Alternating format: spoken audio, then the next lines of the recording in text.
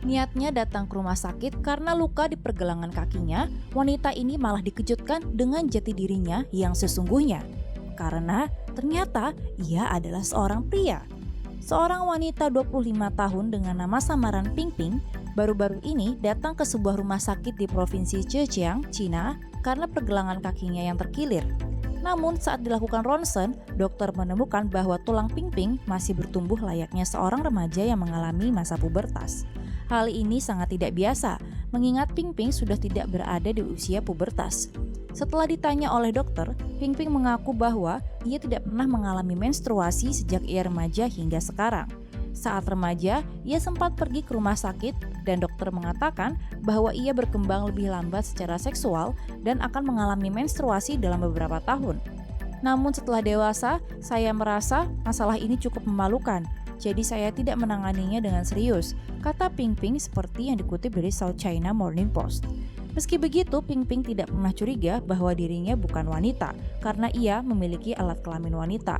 Setahun lalu, ia menikah dengan seorang pria dan berusaha memiliki anak, tapi tidak pernah berhasil hamil.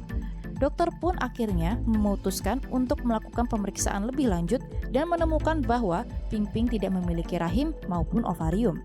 Dan yang lebih mengejutkan, menurut hasil pemeriksaan karyotype kromosom Ping Ping adalah 46XY, yang artinya Ping Ping secara genetik terlahir sebagai laki-laki. Menurut Tong Feng Chin, seorang ahli endokrinologi, pola ini biasanya ditemukan pada pria yang memiliki alat kelamin yang tidak jelas, laki-laki atau perempuan. Dokter mendiagnosis Ping Ping kemungkinan besar menderita hiperplasia adrenal bawaan.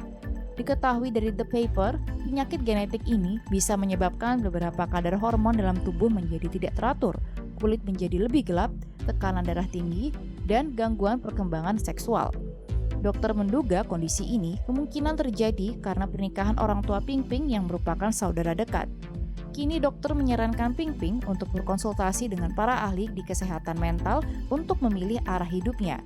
Apakah akan tetap menjadi wanita tapi tidak punya rahim, atau ia akan memilih untuk menjalani operasi kelamin dan menjadi pria.